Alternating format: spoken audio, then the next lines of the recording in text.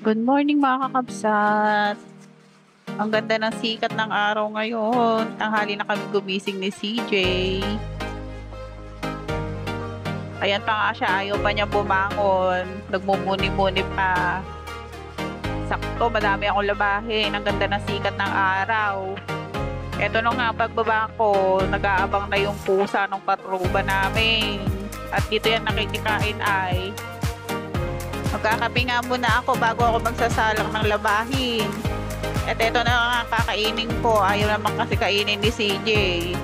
Mas gusto niya yung nakalagay sa lata ay na, nag-arte po.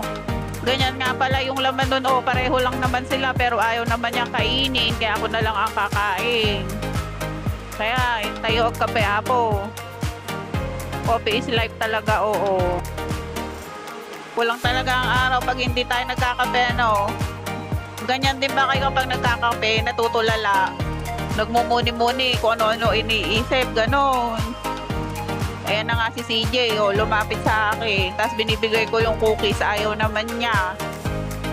No cookies, kanya sa akin dyan, Subli na paikin niya.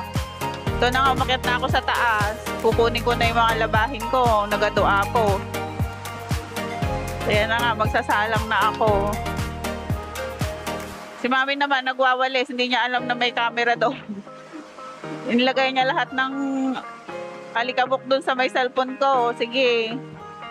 Ayan ang dami kong labahin. Hindi ko na pinaghiwa-hiwalay at puro pawis lang naman yan.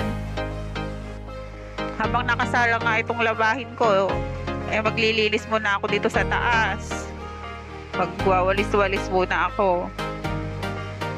Ayusin ko muna yung camera at wala naman akong cameraman. Sariling sikap nga kanga nila. Maliit lang naman yung kwarto namin kaya madali lang naman siyang linisin. Konting walis lang. Tsaka lampaso kung kailangan. Sa baba din ako magwawalis at nawalisan naman na ni mami. Kaya yan, nagdadalos na lang ako mapap ko lang siya ng konti. Yan nga, tsaka ako uulitin. Hirap talaga na walang cameraman. Ayun na may anak ko, busy-busy sa paglalaro.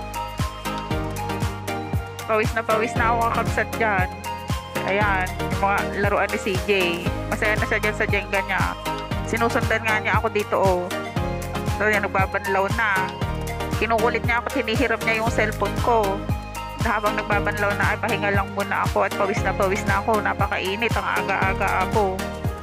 Dahil si mami pupunta na ng palengke. Niloloko ko nga siya dyan. Sabi ko, hatid ko siya. Nakamotor, ayaw naman niya at baka mauna pa daw siyang malaglag sa akin. Ako, nakapagsampay na ako dyan. Kakabsat. Inaawis ko na nga itong si CJ at paliliguan ko na. Ayan, maliligo na kami. Yan lang muna kakabsat. Bye.